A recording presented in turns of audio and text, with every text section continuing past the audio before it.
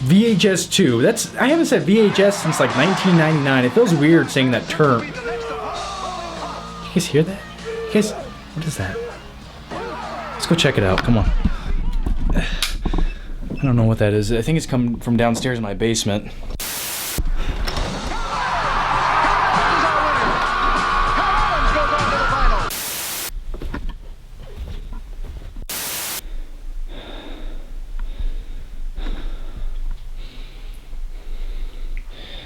There it is right there. What is this?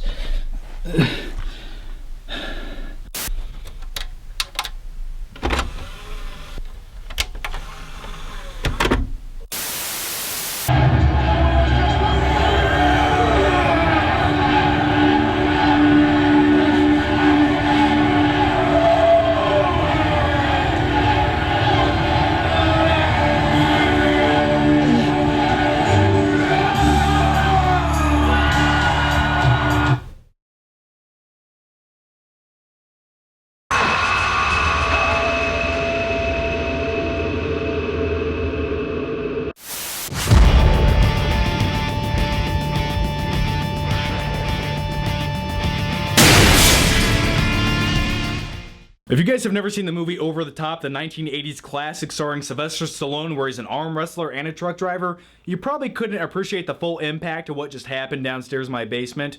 Trust me, if you've seen the movie, that would have been a lot more scary. Anyway guys, I'm recording this for the second time. I actually recorded it the other night.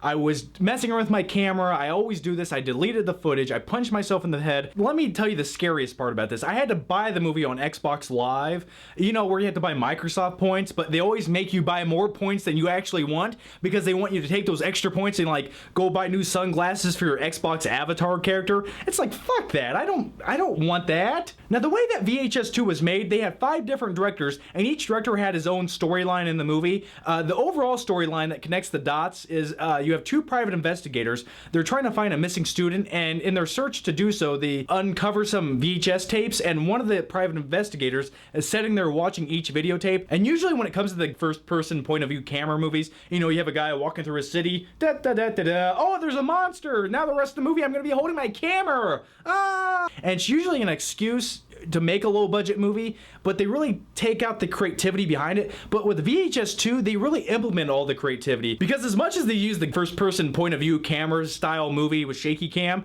they really explain what they're doing with it. And every story in this movie has a different way of doing it. You know, they might use a GoPro camera. They might have a camera crew come in there with like hidden cameras on them. They might have a guy with an artificial eyeball. So it's all very unique and original, and they really do a good job at putting it all together. Now, I really enjoyed 2 out of the 4 storylines in this movie. Not to say that the other 2 were bad, but I just didn't think they really held up and were as unique or stood out as much. Now, my 2 favorite storylines in the movie was the one that had to do with the guy riding his bike in the woods, where he gets turned into a zombie, and the second one was called Safe Haven. Basically, this camera crew goes into this cult-like complex. Shit starts hitting the fan, there's blood all over the place. So VHS 2, you know, I really enjoyed the creativity, and you know, I like movies that have a small budget, but they try to do everything they can with it. Usually I hate first-person point of view camera movies where they have shaky cam, but in this movie, the gimmick of that really worked out, because the whole basis of the movie really was well written around that concept. You know, it's fun for a few scares, a few laughs. Watch it with a woman, like watch it with a girl like you kind of like, and I think by the end of the movie you might be closer to second base than you were before the movie. Okay, that just reminded me of something. Let me go on a quick little rant backstory about my life. A long time ago, I remember when The Ring, the 2001 movie, came out on DVD. I was a teenager around the time, and this girl I kind of liked came over to my house. We watched the movie together, and this girl was always scared by movies. Like, if she watched the movie Ghost with Patrick Swayze, she'd be scared and have nightmares about it. I just have fantasies. Anyway, Demi Moore. Anyway, we watched this movie. She got so scared, she started crying at the end of the movie. I'm not kidding you. And then she called her mom to come have her pick her up. I talked to her the next day. She was telling me, yeah, she's like, I can't sleep with the lights off anymore. I'm too scared. And I'm like, okay, well, first of all, I don't think this is gonna work out. Okay, bye. That's just too much for me. I can't handle all that.